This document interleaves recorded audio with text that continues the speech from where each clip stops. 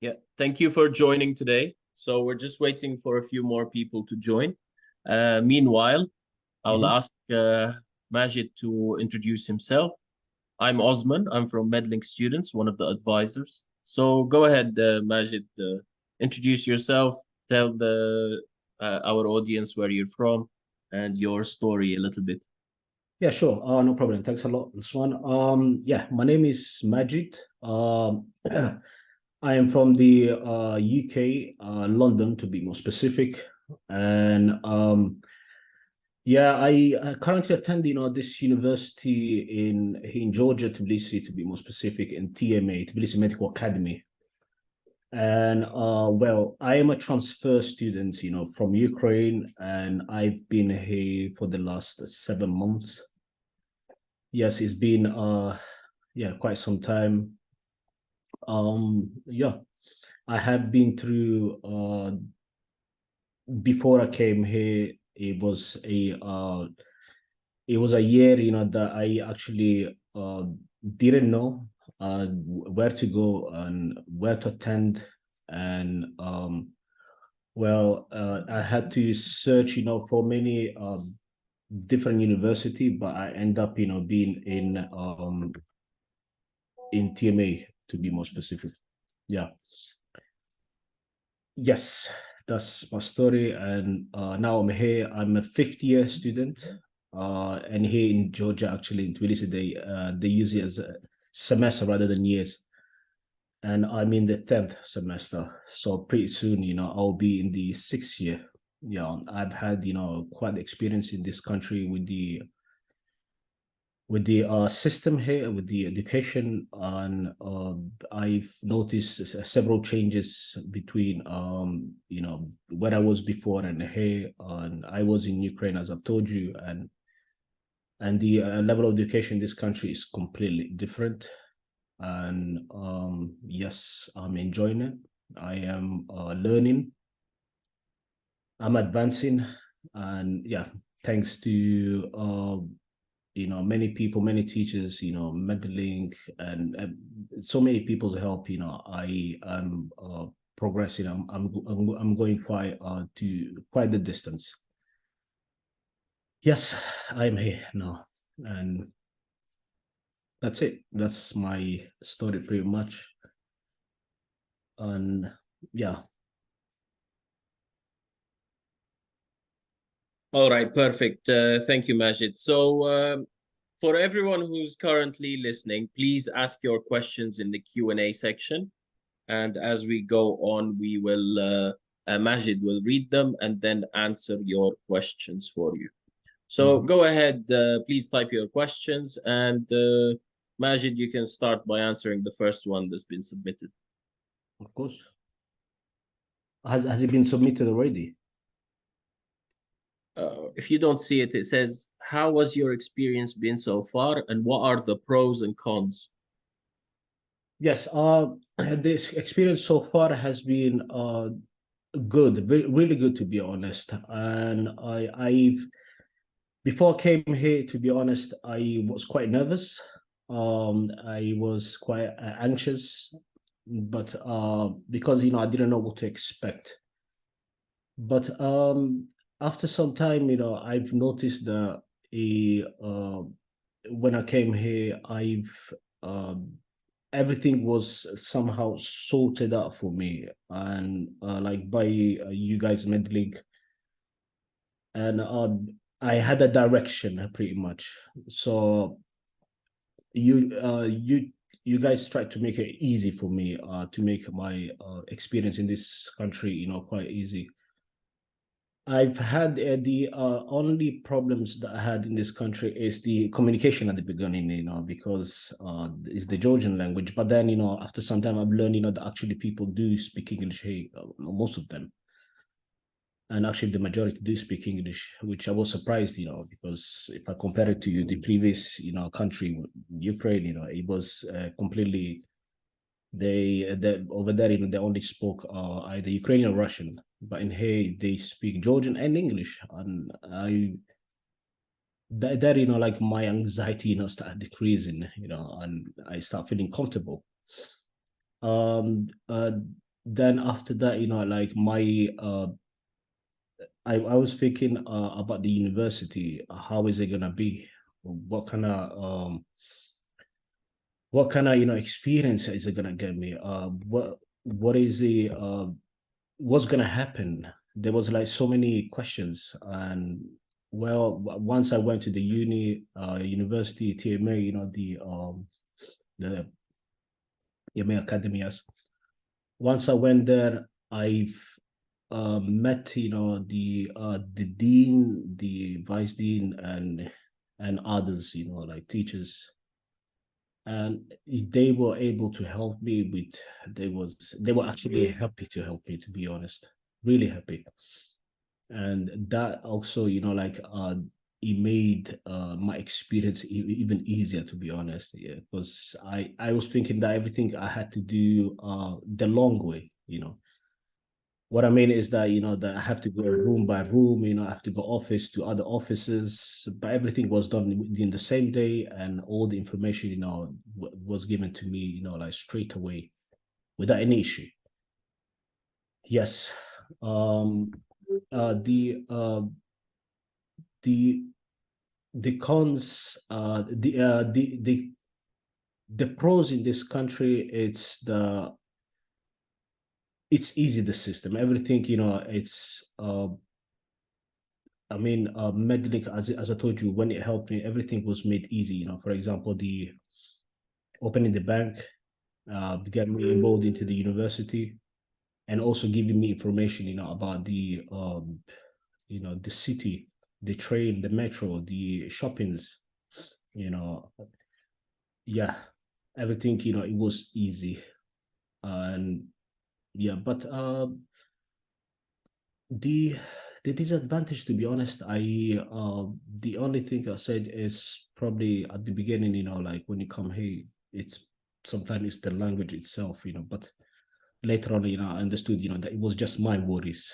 That's it. Other than that, there's no, I can't really think about any other disadvantages. No, I cannot. No, yeah, it's been quite a positive experience. I love the city. You've traveled around here. You can get you've got actually so many restaurants if you're a person who eats outside. You've got so many shopping places, so many malls if you love shopping. If you love going out, they have nightlives. They have even sceneries. Beautiful sceneries. It's a beautiful city.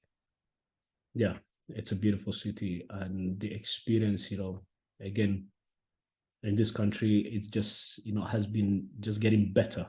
That's all I can say. It's just getting better, because there's a lot to discover in Tbilisi. But then, if you talk about Georgia in general, there's even much more, since it has a lot of history. Yes. How did you find accommodation? Yeah. So for me, it's at the beginning I was worried about my accommodation, where I was gonna stay, and everything. But I've had a you see, the university has accommodations, and also, there are agents in here that through Medlinks, that they can help you. But the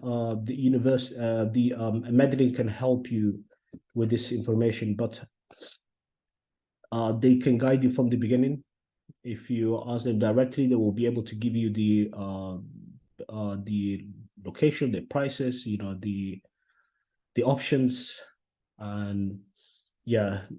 But I do live currently, with my previous roommate, but I've been given the options, and it's yes, it's actually worth it if you, in terms of prices, like Medellin tries to find something really good for you, but all the information they can give it to you. It's expensive to live there, any language barrier. So here, if you want to live here, the it's not expensive compared to, for example, London, where I was staying, London is way, way more expensive. But here, I can give you, roughly how much, I spend on, like, if you, like, for example, rent, it can go between 300 to 500. And if you talk about food, you can get roughly, depends, if you eat, it depends if you're a person who has breakfast, lunch, and dinner. But I can say on average, if you eat outside, then it's gonna go 400, 500, 600, depends on where you eat as well, because they've got Georgian, Italian restaurants, Georgian restaurants, they've got, whatever you're looking for, Korean, Chinese, whatever you're looking for. But it's if you eat outside, it's expensive compared to when you eat inside, indoors. If you're eating those, they've got places such as Carrefour, and they've got markets. And well, if you compare markets to Carrefour, markets are probably cheaper, and yeah, you can get a good deal. But Carrefour, it's literally directly, next to my where I live, my place. And I spend, since I'm a person who I'm always busy, I spend like 400 to 500 every month and on food. But if you're a person who cooks and is indoor, you can live with 350, 300. Yes, you can do that, and you even eat healthy, of course. Now, language barrier, as I've explained before, this in this country, the Georgian people do speak English, majority. Like, I've noticed that sometimes, when I try to approach the elderlies, they find it a little bit more challenging. They don't speak, good English. But when you go towards the age, in the 20s, 30s, they actually want to talk to you. That's what I'm noticing. They wanna speak that language, and they do speak that language.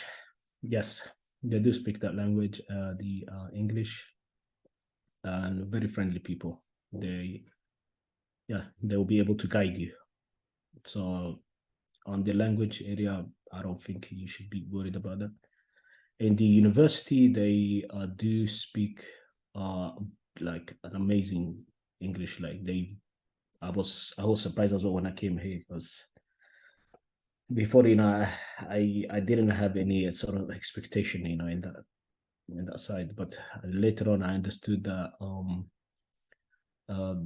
that they do select good teachers, good doctors, and you can talk to them as you are friends rather than teachers and student. But as a friend, they will talk to you. You can ask whatever you want, and they will, yeah, they're always ready there to help you. So they do speak brilliant English. Yeah.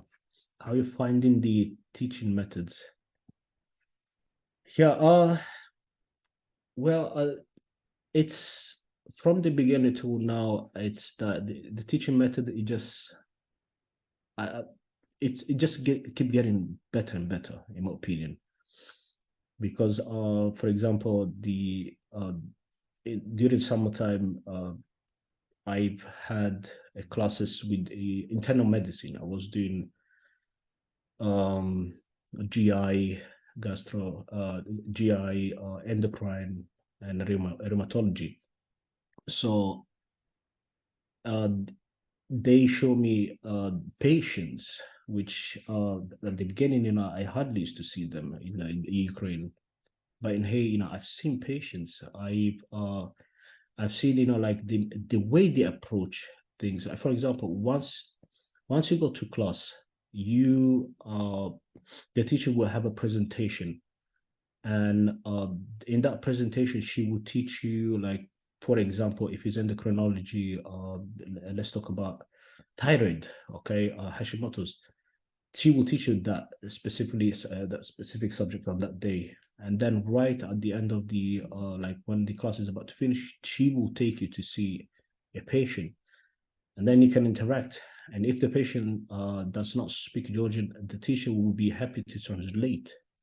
She'll be happy to translate, the Georgian to English. And you can everything that you want to ask, you can just ask the teacher, and then she will help you. Yes. And they will also give you information on how to if you want to make your knowledge even more, like if you want to make it deeper, like if you want to understand more, they will be happy to give you books to read, PDFs, and sites, where you can go and watch, where you can learn questions, and you have direct contact with the teacher as well. Usually they will send you an email with the teacher's name and the telephone numbers.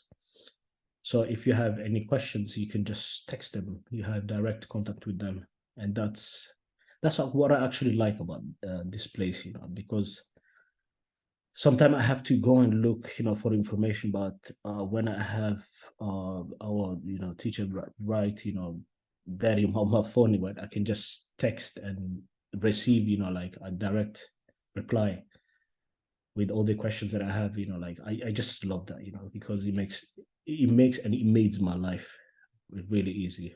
Yeah. How are you finding the okay, hello. You are a transfer student. Hello, Majid. I heard that you are a transfer student. So from which semester did you begin when you transferred to TMA University? So yes, I am a transfer student. And as I've already mentioned, and I'll mention again, I am a transfer student from Ukraine. And I'm currently in the fifth year, but in this country, as I've said, they do go by semesters. So I'm in the 10th semester, but I did start April, and I was in the 9th semester. Yes. Did you begin when you transferred to? Yeah, 9th semester. That's when I began. Are there any scholarship, grants, or financial aid option for international students? Scholarships, grants, or financial aid option. On that, you have to speak to Medlink, and they will give you all the informations. I'll help you out with this one. There is not. Generally, when you go abroad, it's most of the time self-funded. There's generally no scholarships, no courses that are free, or scholarships that cover the full tuition. There are none. So generally, most students, they do self-fund for these, or they find a bank in their country where they can get a loan, but that's for you guys to find. But 99.999 students, they are mostly self-funded, where their parents are paying for them, or they work and study at the same time. Yeah, back to you, Majid. Perfect. Thanks a lot. Next question. Is it possible to do clinical rotation in both Canada and USA as well? To do clinical rotation in both Canada? Yes. So, okay, you can go to the Canada or USA or anywhere you'd like to. If even UK, India, Australia, but there is a process, like before you go there, you have to attend an exam, and each country has different exam. For example, in the USMLE, if it's the UK, is the very soon, UKMLE or PLAB currently, and you have to yes. One thing I want to mention is that this our university, it's accredited, so this is one of the important things. So because it's accredited, and it's because it's recognized by the GMC, and and any other countries that you want to go to, for example in USA in this case, yes, you can go there. And For the USA, I think after your third year, after your theoretical year, you can do your USMLE part 1, and then part 2, and then start doing your part 2 your clinicals over there. And I believe it's the same with Canada. Correct me here if I'm wrong, Osman. Is that correct in Canada? Yes, so the university has ECFMG sponsor notes, meaning that because it's accepted by the ECFMG, and you can see that in the World Directory, that means that Canada would accept the university. And also the university has WFME recognition. This is the new American system for accreditation in order to work in that side of the world. So the university is meeting the recognition and criteria that the WFME has for this. It's a very technical question. I know you're mostly aware of GMC, so you're going to talk about the GMC, because the university has already graduates that have registered with the GMC.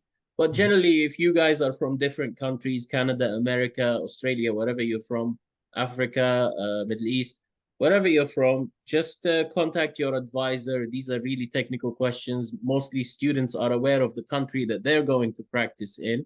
But if you're asking about Canada specifically, our advisors are experts at this, and they'll be able to provide you with more technical information and show you how the process is for getting the degree accepted in Canada and other countries as well. So pretty much the next question is actually pretty much the same. If I study there, will my degree be considered in Canada?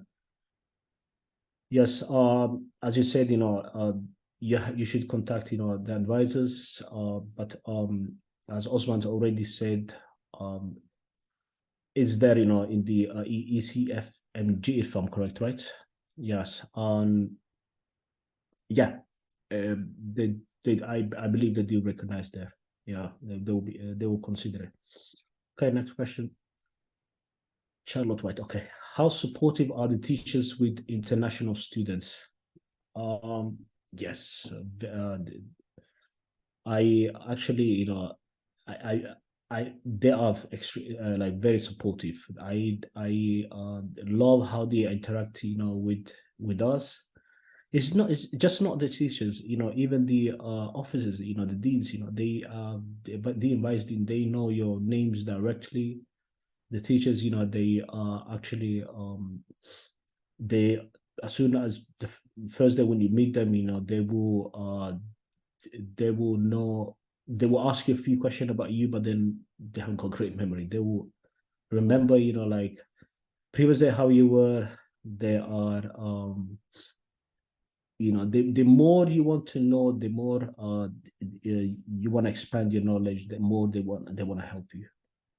If you have, like, for example, I'll give you an example. Like today, I've had my first, not had, but I've observed my first operation, and I just went to the teachers and I said, I'd like to attend one of those. I never did, but I just want to attend and I want to see it. And she was happy to direct me. She was like, please, contact my assistant. This is the room. She will she'll be happy to guide you. And any problem that you have, any question that you have, just text me, email me. And she said, that she'll be happy to help me. And even the her co-workers as well.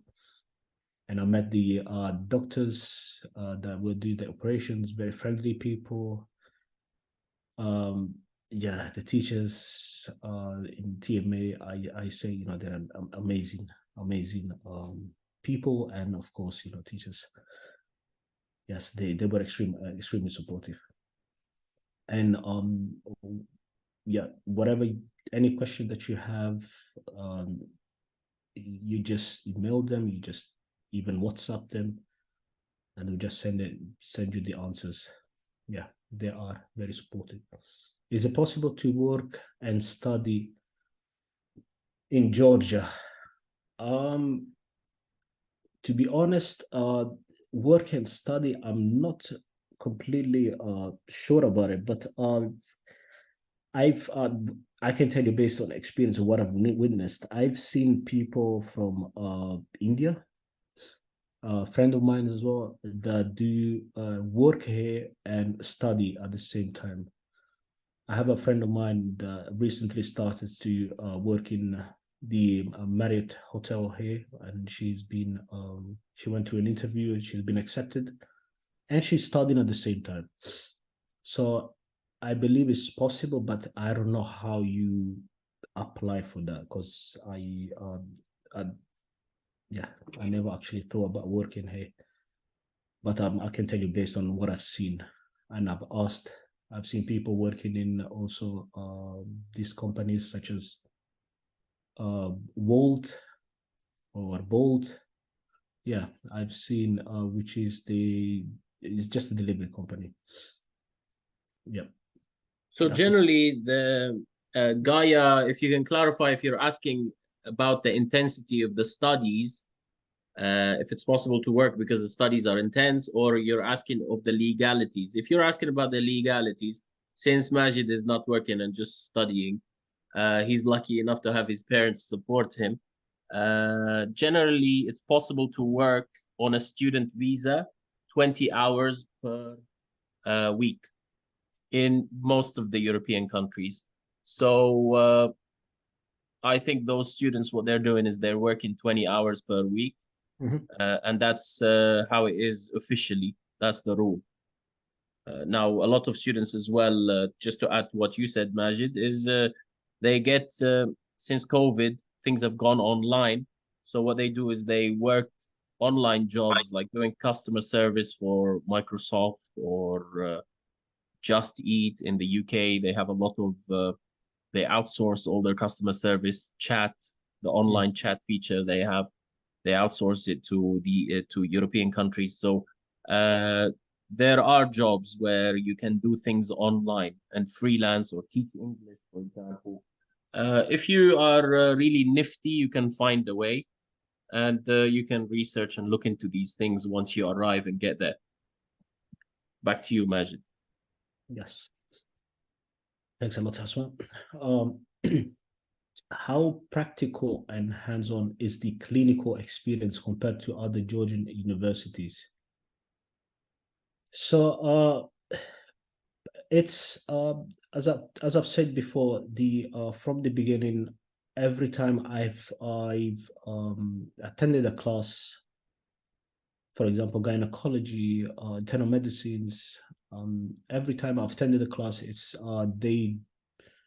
they will do the theoretical part at the beginning in the hospital, and then you go direct to see the patient. And hands-on, to be honest, it depends on the teachers. The teachers, there are some teachers, that so far, I mean, most of them, like they were like, come listen to the heartbeat, this is how you do the EKG, or this is how you take a blood pressure, basic things like that.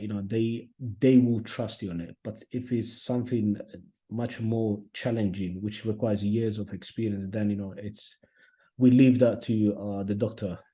But we can observe, and it's gonna explain to you things step by step. Like the one example I can say is like today, the operation, like I really wanted, to stay next to them, not help them, but at least do tiny things. But they were strict about that, because I don't have the first of all the qualification, second, I don't have the experience. And for that, you have to wait.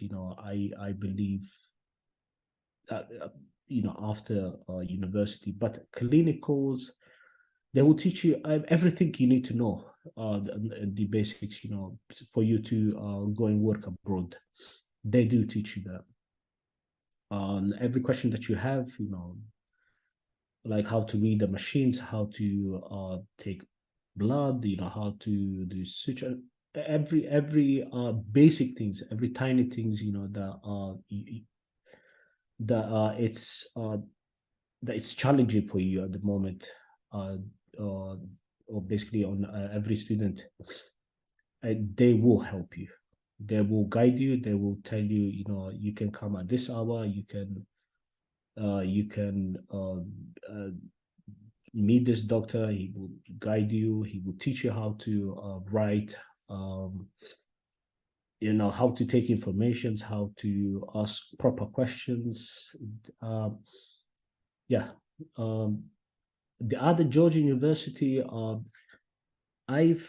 not actually aware. I know a few of them, but to be honest, I've heard, you know, that people mostly complain about most of these other Georgian University. I've got friends, you know, like also my roommates, you know, they are from one is from another university called CIU, another one is CU, but they actually, you know, like when they go there, they don't like it. They say it's this system, the management, it's bad. That's what I keep hearing. But to be honest, I really don't know enough about that, about other universities. I've searched at the beginning before I came here, but I ended up, you know, going to TMA just because, you know, it has a lot of history compared to other university here. It has better management, like they manage, you know, the place properly, and they are well organized. They are in touch, you know, like for example, the office with the teachers, with the doctors, everything, it's smooth and it's super easy to follow the direction. And also like the teaching styles, and yeah. Yeah, Okay. so basically, to summarize what Majid is saying is that the clinical experience, you will learn all the foundations. So in that aspect, you don't have to worry. All the foundations a doctor should know, all the principles, all the important practical skills that you need to gain before you graduate, that you will 100% get them. The great thing about TMA is that it's one of the most, if not the most, based on our experience, the most university that provides the most clinical hands-on experience, where there's lots of hospitals, clinics. I know on our website there's a list as well. You can see and find. Look at how many clinics you'll get to experience and go through. All these medical clinics, you get to experience all types of important practical and hands-on skills. Obviously, like Majid is saying, you're not going to be doing the advanced stuff like doing open heart surgery on somebody just because you're a student in the fifth or sixth year. You understand this is not possible anywhere in the world. This has to be done by a, you know, so there's some things that require specializations in order to be able to do, or, you know, delivering a child in the gynecology department. You can't do that. So, but you will be able to do all the essential, you will have the knowledge of all the essential equipment, all the essential instruments, everything that you need to know. How to make an X-ray, how to take bloods, all this that Majid has expanded on. Just gives you the extra confidence for you to face, you know, the outer world when you go to other country, or if you work in. Okay, if you're done with that question, let's move to the next one, Majid. Yeah, can you hear me? Now we can. Yeah, I said the legalities. Could you please? I think that question was answered when I spoke about working in Georgia. Okay, perfect. Next question, Charlotte. Okay, how hard is the course? How many hours do you study on your own after classes? What extracurricular activities are there? So, the medicine in general, I mean, from the I remember a few years ago, everyone was telling me it's hard. It's hard, you know, like wherever I went to, if I tell them, oh, I'm gonna be joining medicine, you know, they would just tell me it's hard. But this is how I see it. It depends how you approach it. I believe medicine in general, it's not hard, but it can be hard if you don't study, right?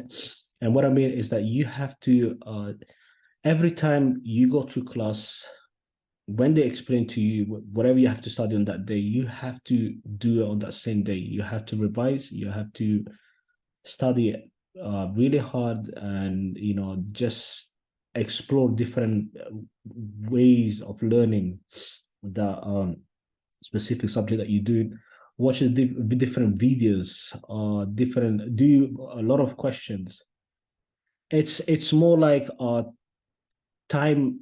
It takes a lot of time, to study. When you do medicine, it just consumes, a lot of times, but it's not hard. It is hard if you skip, if you are just, in simple word, being lazy. To be honest, it becomes harder because it just piles up after that, and then it just becomes too much. But in general, medicine, it's not hard in my opinion, but maybe other people that see it differently. Yeah, and how many hours do you study on your own after classes? I see.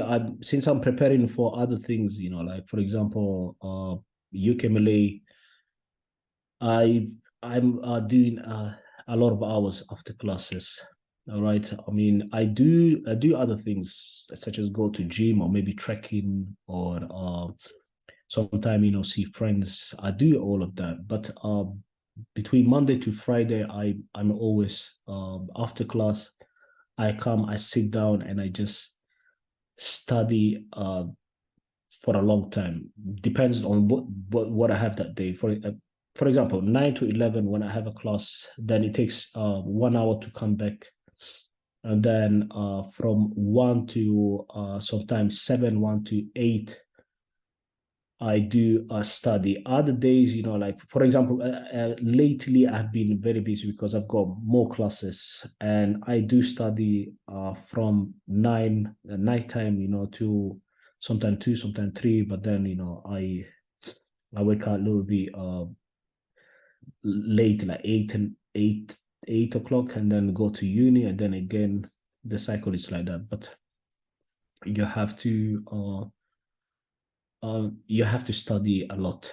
You have to keep repeating because medicine, it's vast. It's just so much information, but it's truly interesting because the more you learn, the more you want to know. It's like it just keeps coming, and it feels like a puzzle. That you just want to combine things together. Different subject combines them together, and then it just takes you to the final destination, and you're like, now everything makes sense. But you have to do a lot of work, a lot of hours. You have to sit down and study. What extracurricular activities are there? I TMA has different extracurricular activities, but I don't attend them because, as I told you, I'm really busy. But I do go to gym. But you can join. Like in the gym, they have some Zumba classes, or some yoga classes or anything like that. But in the university, they do send me emails about different activities, but to be honest, I don't really join them. Yeah, last time it was the last time I joined, it was like one day that I was free, and they did the some sort of trivia games, and we came third place, but it was challenging. And they, other than that, if Osman, do you know if the extracurricular curricular activities in TMA? Hello? Good question, Majid. Let's have a look if there's something about this here. Extracurricular activities. Mhm. The good thing about our website is like an encyclopedia for studying medicine abroad. So everything that you need to know about is there. So yeah, of course, like most universities, they will have lots of games and sports. activities. There's lots of things going on. There's seminars where they invite international speakers to come and speak. They play games against the other universities as well that you see. So there's plenty of academic activities, and there is also sports and other clubs, all sorts of clubs. There's Oh, yeah. societies and clubs and multicultural society, because there's so many students from all walks of life and all types of backgrounds. Yeah, they So also absolutely, yeah, that's the good thing about it. yeah, they also asked me, I remember one of the email received if they starting to create this new football club, rugby club, and as far as I'm volleyball. Yes. Yeah, so they do have sports as well. Yeah, you're right. Yeah, but they have, as you said, they have got so many different things that you can do, but you just they will send you an email and then you just fill in a form and then you just join on whatever you like. But they do have curricular activities. Okay, our next question, Kizar Salim. Okay, what is the cost of living in a place like Tbilisi? The cost, as I've said, it's if you talk about food, and as I've mentioned before, it just depends. You eat 3 times per day, or you eat outside, you eat indoors, depends on the cost. But I will say on the average, you can live with $350 per month. But me personally, I like to eat outside, since like I'm always on the action, always busy. So yeah. Um and Majid, sorry to interrupt. Mhm. Maybe you can explain how much you pay rent and how much you pay for living. So we're not confusing anyone with the cost of living that includes rent. I don't think you included rent there, right? No, no, not included rent. Okay, I will tell you everything, like how much I'm spending on the details. Okay. So I'm currently, living in a three bedroom with a living room, balcony, and kitchen, and of course a toilet or bathroom. And I'm spending per room to it's in total it's $800, but it's like $267 dollar per month. This is located, not far from the university. That's why I chose this place, but the further away you go and the cheaper it gets. That's how it works in this country. And that's just the rent. Now the electricity, I pay roughly 20 to $30. Not just electricity, gas, water, and I believe Wi-Fi as well. Yeah, about $30. Then depends, like right now it's cold and I turn on the heater. It might go up, by probably 40 to $50.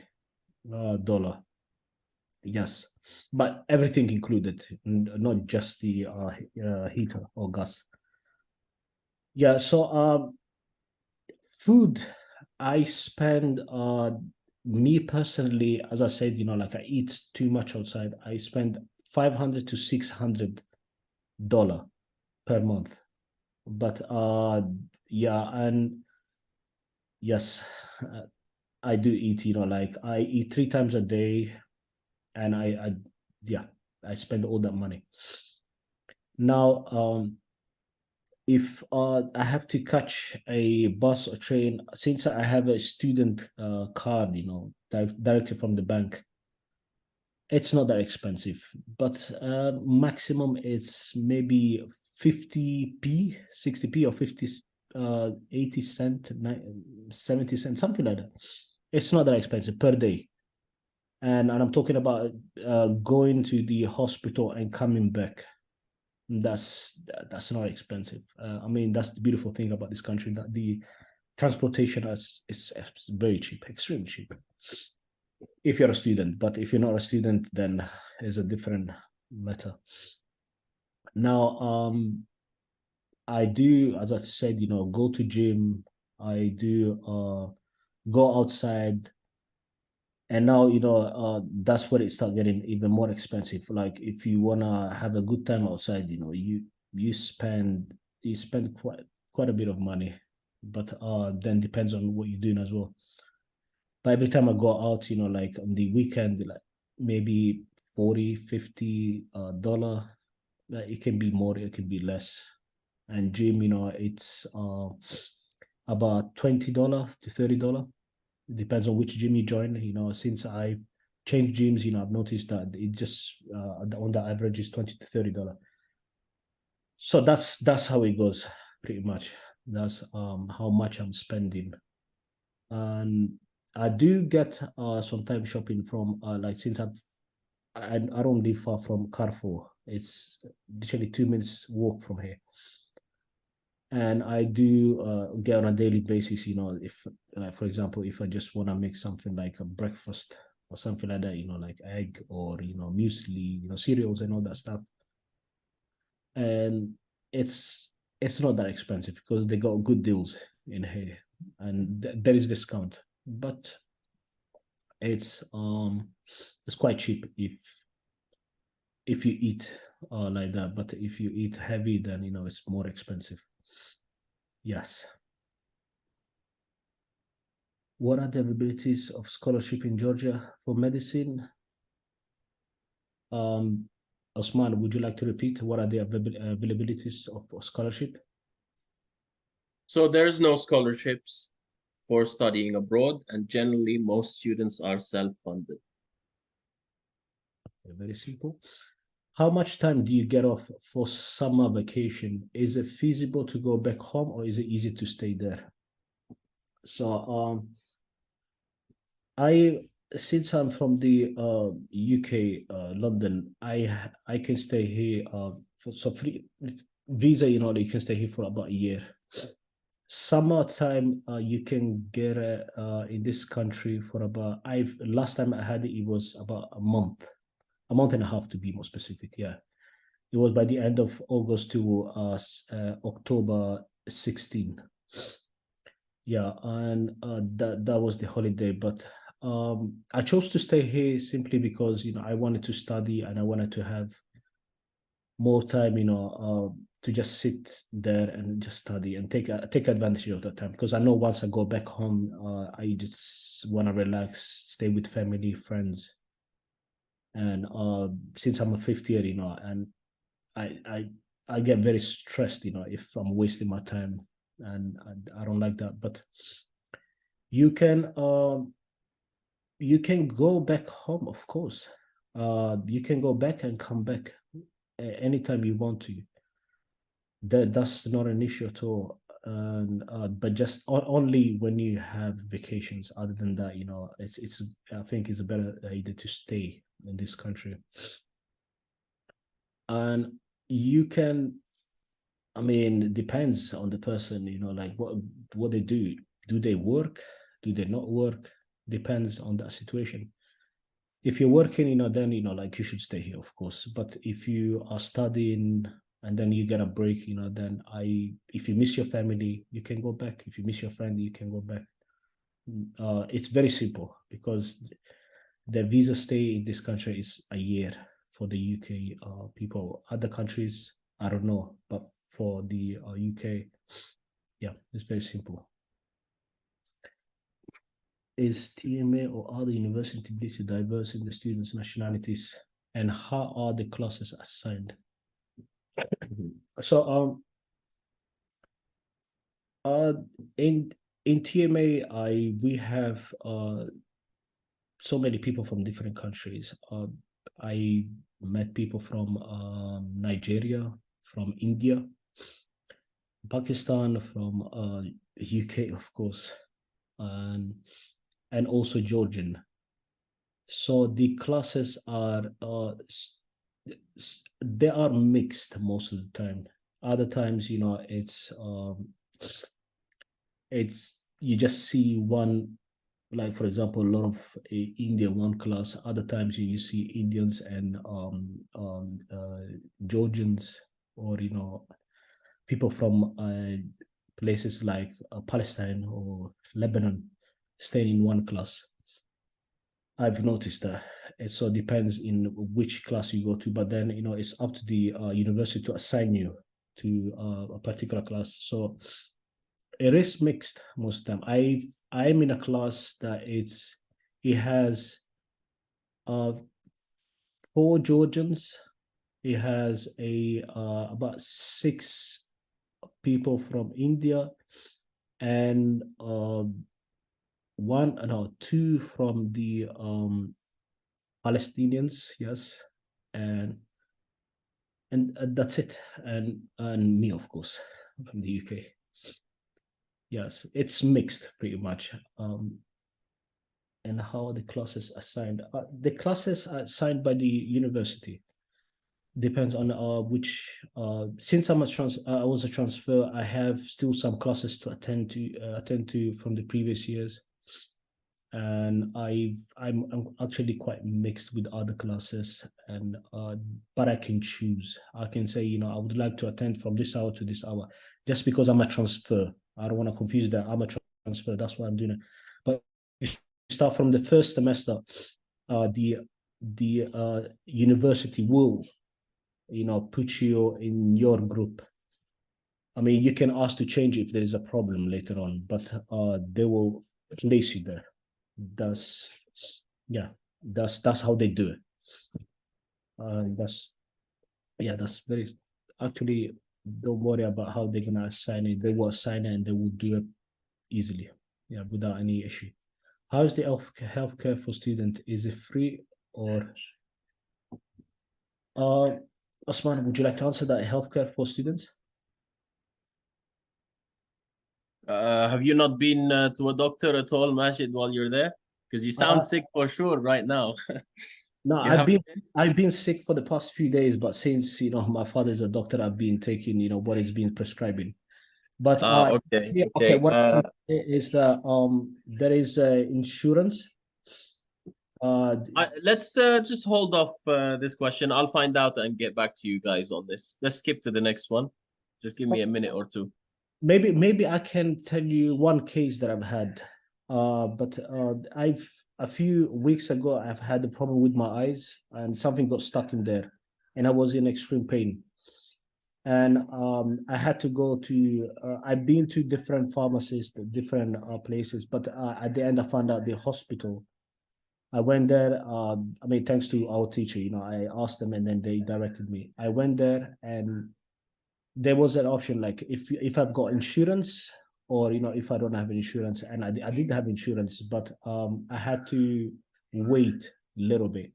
But if you and it was I waited a little bit, but they helped me straight away. It took literally 5-10 minutes, to remove whatever I had in my eyes. They gave me a prescription, and it was done.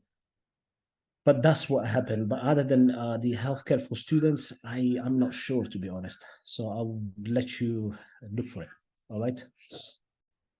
Okay. What are some of the resources available for medical students? Also, how is anatomy taught? So in our university, they give you AMBUS. It's called AMBUS, and it's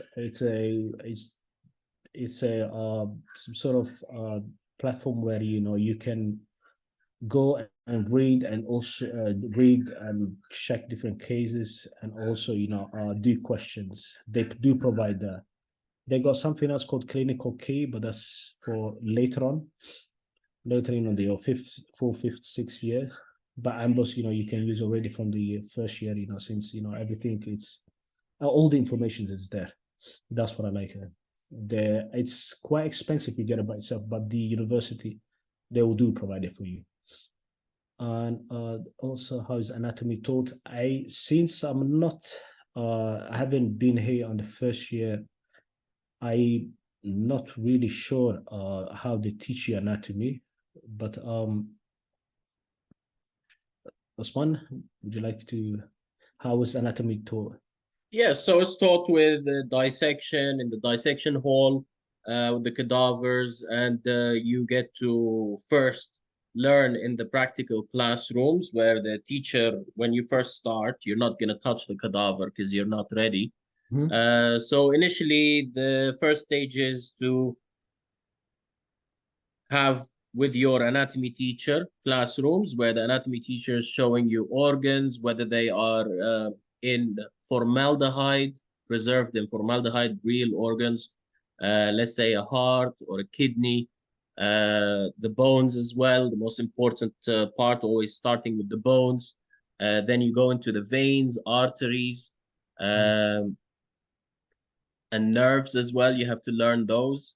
And then you go into the organs after that, where you start seeing real life organs.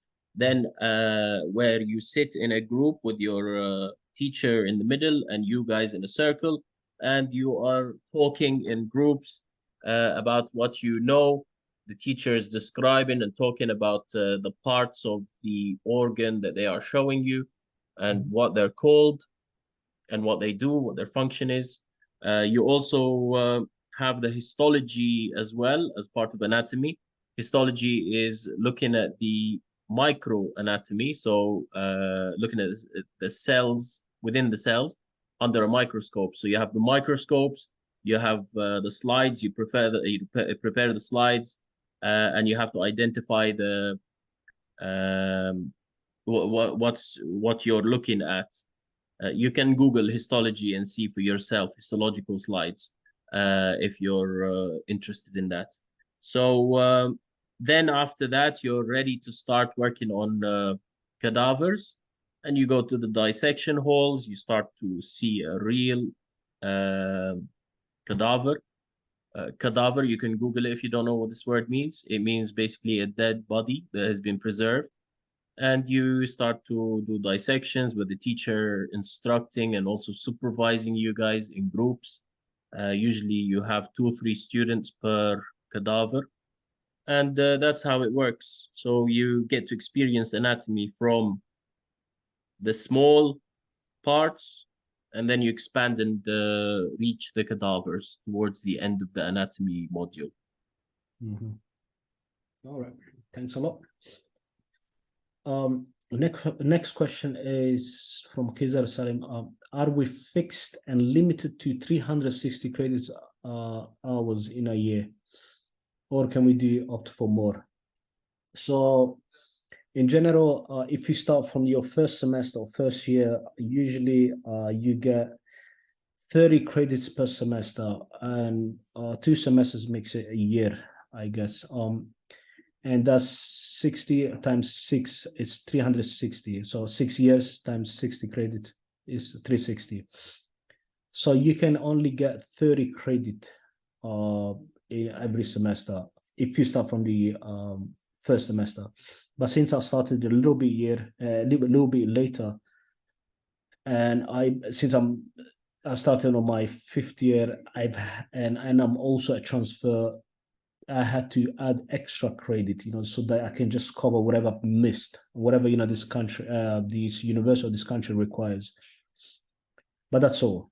And but 30 credit per semester, 60 credit, per year, and then 360 is the total. You can, that's how it works in Georgia system. What about bank accounts? How do we set up bank accounts there? Okay, bank accounts usually, not usually, all the time actually. Medlink will be able to help you.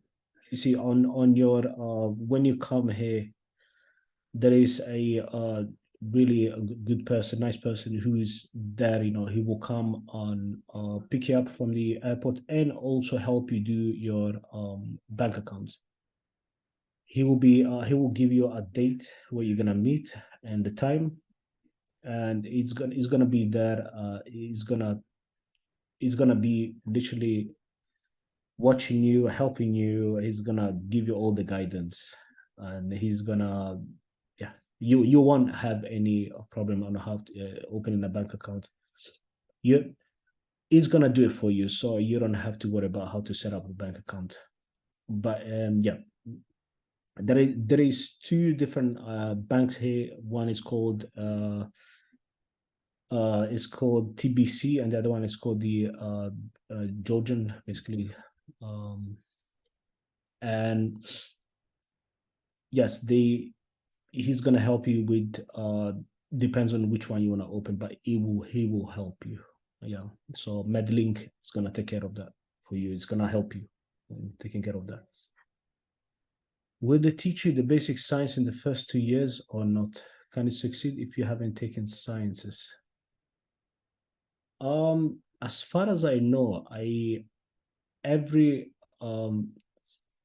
okay, when you say basic sciences, do you mean like the chemistry, biology, and physics? Because if they won't teach you that, to be honest. They will start, from anatomy. They will start from histology and genetics. You need to have a little bit of a basics. Yeah, you need to have a bit of a basics in order for you to just study this. So you have. So I was just showing the curriculum on the screen earlier. When you guys click that, you can have a PDF of the curriculum from our website, and Majid can talk to you. Continue talking, Majid, there about the curriculum. Yes. So as you can see on your first semester, you have human anatomy, histology, cytology, and biology, genetics. All of this, as you can see, biochemistry, they're not basic science. You need to know a little bit of your basic science in order to attend these classes. Yes, definitely, you need like, for example, histology. You need to know a little bit of the cell, and that's as far as I remember, it's in biology. And genetics, like it's also biology. You need to know the basics, of genetics. Biochemistry is also, chemistry and biology. So the basic science, you need to know them. That's for sure. If you can succeed, if you haven't taken, it will be challenging, to be honest. If you haven't taken sciences, it will be you have to work 10 times more than the others, because the information is like so much, and if you don't have the basics, then you won't know how to cope with your classes. So you need to have the basic science, definitely. Like every medical course, it's important. It helps to have the foundations, the high school biology, chemistry, physics. I think everywhere in the world, most countries, they will have biology, chemistry, physics in their high school anyway, and most of you will have it, whether that be in year 10, 11, or then in the advanced year, which is year 12 or year 13, if your country does that. So as long as you have some knowledge of biology, chemistry, or and physics, that will mostly biology and chemistry, less physics, but as long as you have some foundation, that helps. Otherwise, the course, they are the teachers. Would they leave you behind? For example, Majid, if you don't know much biology and chemistry and you need some extra support. Will they leave you behind? Definitely not. Will definitely not. Yeah, exactly. So they will actually give you those information if you ask them. But then again, as I said, it's instead of studying for 6 hours, then you have to study for 10 hours. That's how it works, since you have to get more of your basic knowledge. I'm not saying it's not doable, but I'm saying it requires more time. And if you have the passion and the strength and the time, to sit there and go hard and study hard, I believe, is doable. But yes, it's doable, but work hard. That's what I believe. And okay, are you required to do PE as part of the curriculum? Not at all. There is no PE here. Any physical education, no. They don't have it here. It's you're more you're independent. When you go to university, you're independent. There is PE, as far as I remember, it was in high school, and they they never had the, but it's up to you if you wanna do it on, you know, on your 3 hours, then you should do it. But no, here you're independent. What I mean independent is you do your theoretical part, you study, like for example anatomy or genetics, biochemistry, histology, which requires a lot of hours. You go and do it, and then if you want to do exercises on that by yourself, like as a hobby, then you can do them, but you don't have to do PE, definitely not. Does this university help you prep for the USMLE, and if so, how? Osman, I think I will need your help here for the USMLE. Yeah, sure. If you don't mind, I've just asked my colleague as well, who's an expert on Georgia from the Medlink students team. This is Daniela. She stepped in to answer that question about healthcare. So Daniela, hello. Hello. Hey, so can you just answer quickly about what was the question about healthcare? Let me find it real quick. What's healthcare like and getting healthcare as a student in Georgia, since you are the one who helps and supports the students in our students, the Medlink students in Georgia. Could you elaborate a little bit more about this topic? Of course. Hello, everyone. So, like Majid said, we do help all the students once they arrive in Georgia. We have representative in Tbilisi who has been there for many years, and he works with a lot of companies that do provide health insurance. Not only that, but Georgia has one of the most advanced systems when it comes to healthcare. It's really not like in the UK, where if you need a doctor, you would have to wait for, let's say, 2 or 3 weeks. They have a personal doctor that is called GP, where you can use him for any healthcare you need. So all you have to do once you arrive in Tbilisi is contact our on-ground representative, and he can help you find a suitable GP for you that will be able to assist you whenever you need it. Also, the emergency room in Georgia is very helpful. It's not overloaded and crowded like in the UK. So in case you don't know who to contact, even if you just dial the emergency contacts and say, I'm a foreigner and I'm a student in that country, they will help you even if you just say you have a high fever, you're not sure what pills to take and what to do. We have all this information put in our instructions that we share with all our students before they arrive. Yeah, perfect. Thank you, Daniela. And to be honest, when I studied medicine in Europe as well, when I studied dental medicine, whenever one of us in the student group was sick, we would just ask our teacher, you're spending 8 hours with medical doctors. They've all seen it all. They are so experienced and they've been in this field for so long. Most of the students, we used to just ask our tutors, our doctor, no matter what specialty you're going to on that day, you're having a classroom, you just show the doctor, oh, I have a rash here. What should I do about it? This is how most of us did it. I barely ever went to a doctor really because I never needed to, since most of the time I would just ask my own teachers since they are doctors themselves. Most of you guys will see that this is one of the benefits of being in medical school. You can show it to 10 of your doctors and get 10 opinions for free without anyone charging you anything. And then also one time I had a rash on my foot. The teacher was then showing the whole class and they were just discussing my case. And suddenly the class became about talking about dermatology problems. So it's normal. We had a student as well who had you might think, why is a dental medicine student studying dermatology? I also asked the same question, but we had to do that where I studied, which was in Eastern Europe as well. We had a student who had 2 wisdom teeth, and that was fascinating. That was really great. We had a whole class. One of our colleagues, he was from the UK as well. 2 wisdom teeth in each side. So basically, in total, 2 times by 4.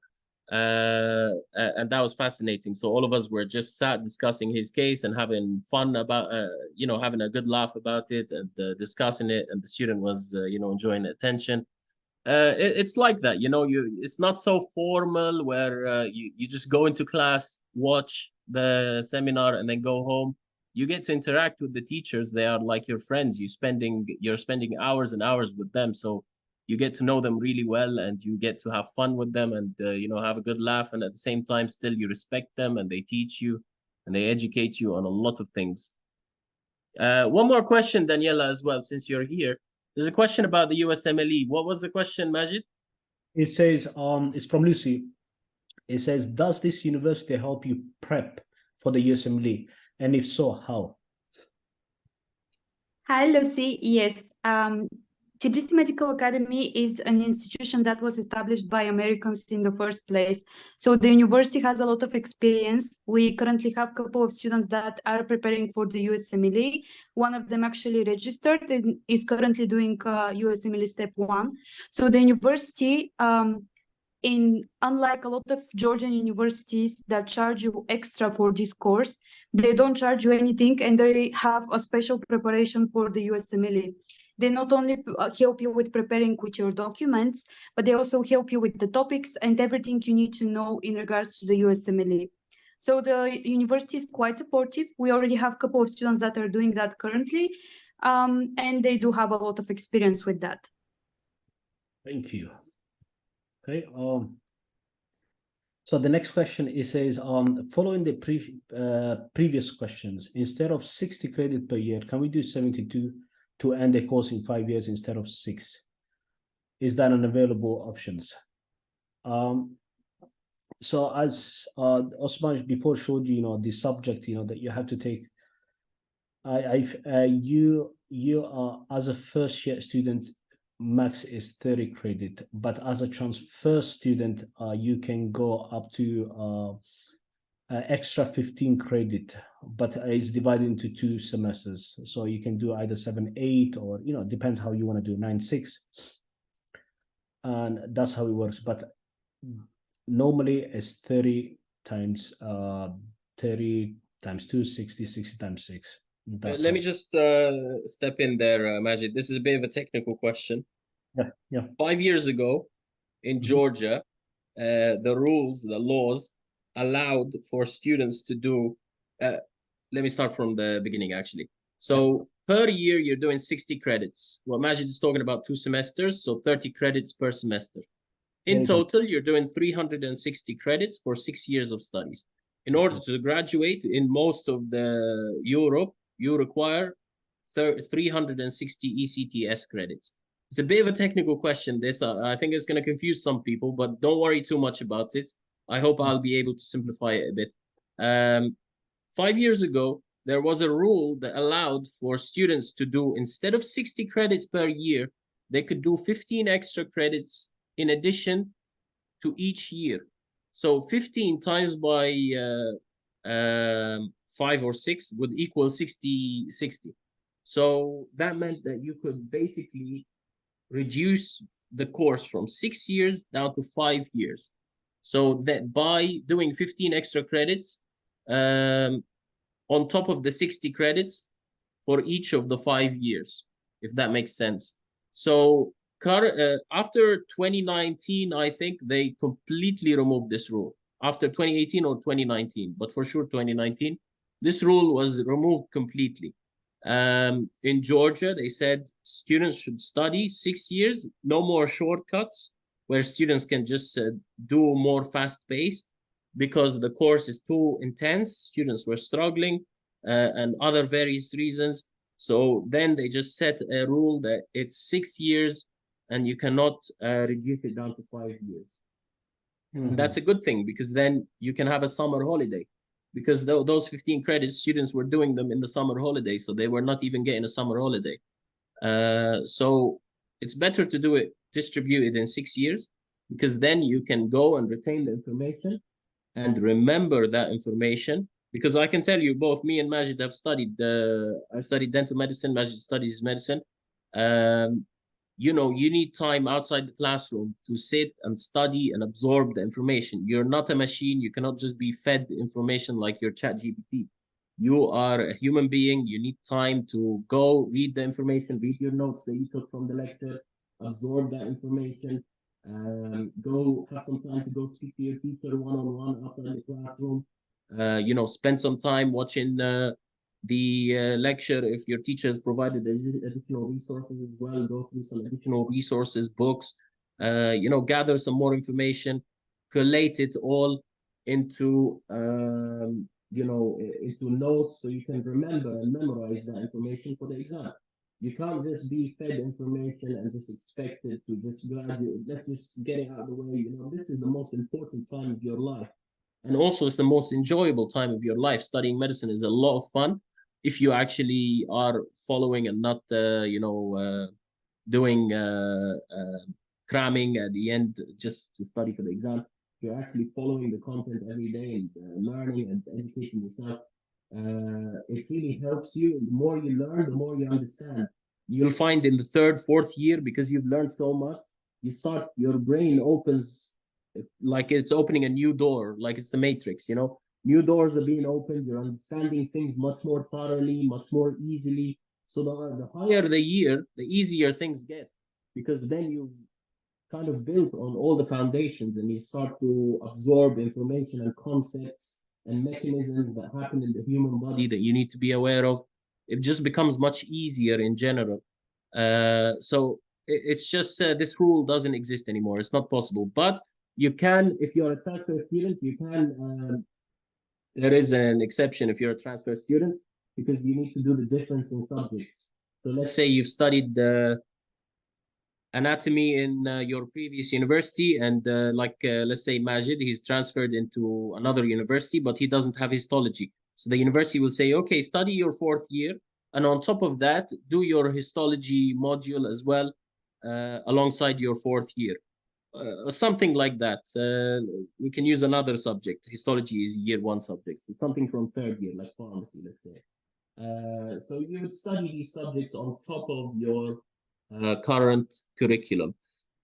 Even though this rule was removed, you can still have 15 credits that are done during those 5 or 6 years of study, 15 credits that can be studied at some point extra on top of what you're studying in that year, in that academic year.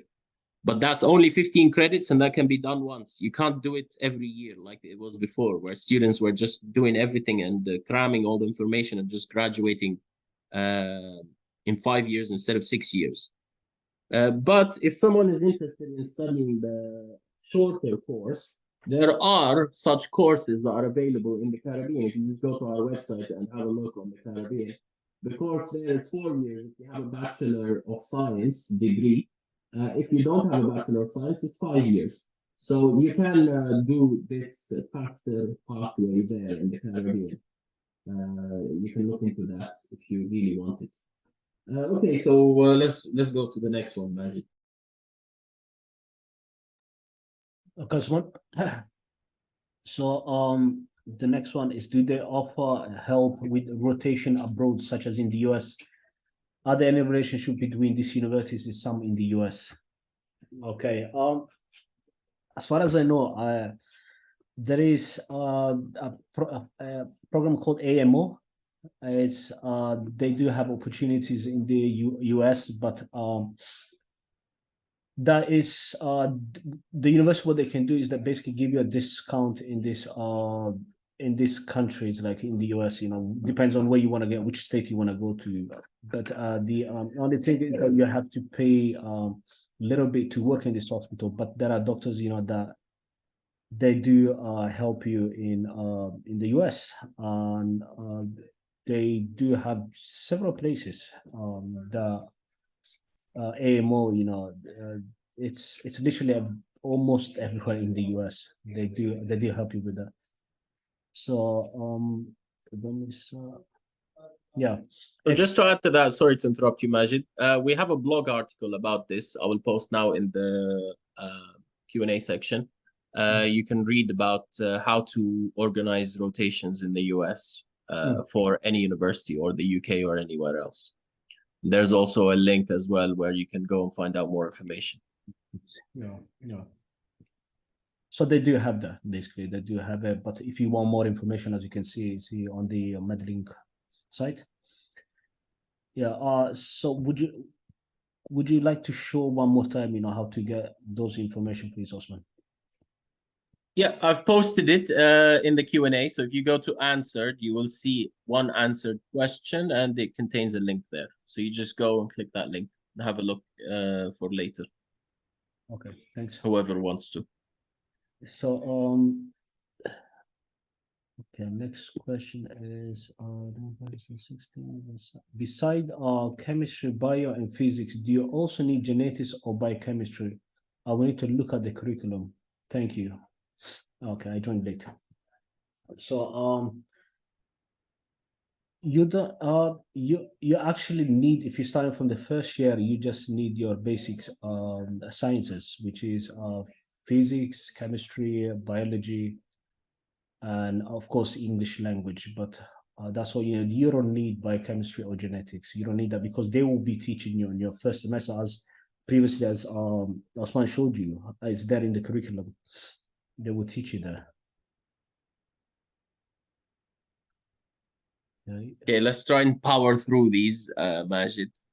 So for the curriculum, you just hop on the website. You don't need anything. You just need your high school diploma, and that's all you need. You don't need whatever high school diploma you have. Just bring that, give it to your Medlink students advisor, and they'll do their best to create a very strong file for you, so you are eligible to apply for TMA. Okay, thank you. So our next question from Lucy: what are some good study techniques and ways to return and learn all the information, especially if you are a visual learner and science are more abstract and more difficult for me? Are there other tutors or are ways of extra learning support? Yeah, there are plenty of tutors online. Everyone has its own way of learning things. My system is that when I study something today, I restudy after 2 days.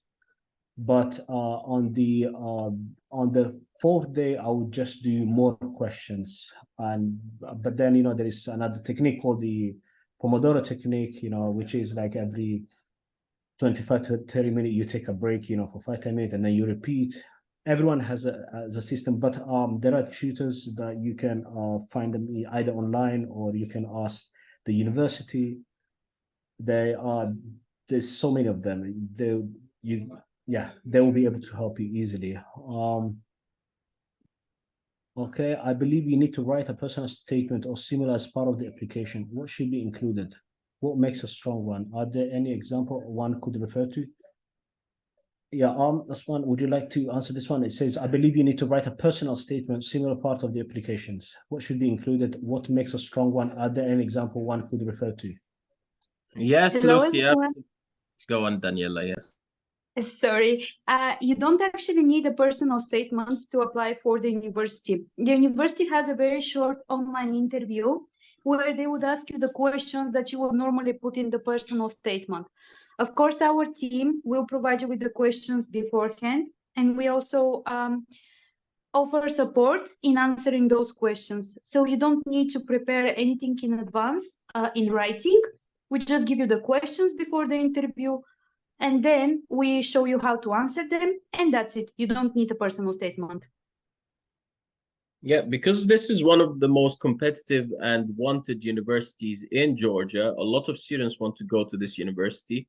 It's quite competitive, so that's where we come in. We will help you with creating a very strong application, very strong file, and we'll support you and help you and guide you to have a phenomenal interview that you will impress the interviewers so much that they would love to have you on board at their university.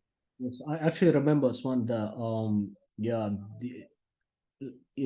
really, I remember Daniela, how she helped me throughout the interview, and it was thanks, the preparation that she made me go through it. It was actually easy for me to pass that interview. Yes, I do remember that clearly. Yeah. So so Medlink will be able to help you quite easily in that section. They do. A person having a driving license in his or her country can easily be transferred to a Georgian license. I'm not aware about it. I'm not sure about this because I don't drive in this country. I never actually thought about it. These are very technical questions. These are best answered by our team. They'll help you and support you with all uh, these legalities and procedures and bureaucracy. This bureaucracy. People like Daniela, she works with the team, and they will take care of you and help you with that. Our on-ground support are experts as well. They know all these things. So they'll take care of you on these things. We're here to answer questions about the university so we can inform you about the university. So let's focus on those, Majid, if it's all right. Okay, right. So the next one is what if you need a specialist and deal with chronic health issue and need continuous support as long as it doesn't interfere with the studies? Yeah, again, everything that Daniela said about having a personal doctor or a GP, and the GP will refer you to the best specialist for that condition that you're talking about. So in that aspect, you will have everything. You're going to study medicine at a university that's filled with doctors. So you will be referred by the university GP to the best specialist to help you with that and look after you in the long term. All right, let's go to the next one. So question about USMLE and PLAB. Yes, says for me and you, Osman and Majid, why do students opt between USMLE and PLAB? Depends where you want to go actually after your studies. Do you want to go to the US or you want to go to the UK? You say USMLE, of course, it's better paid, but people have they want to live differently. I guess they want to have different. Some people want to go to Europe, some people want to go to the US, and of course, US pays more, but then depends on the individual. Like for example, me personally, PLAB, I am doing a UKMLE, I'm doing it for a certain reason, which is it's UK is the place where I grew up. UK is where I want to go back to. And some people sees the pay, some others do not see like how much that country pays you. And yes, you see people approach this differently. Okay, and well, how easy it is to go down the USMLE community route after graduation, and how reputable is Georgia in the post-graduation interviews for residencies? So this one is for you, Osman. Sure, I'll step in with this one since you answered Khizar's first one. So the USMLE is for working in America. If you want to work in America, you need the USMLE.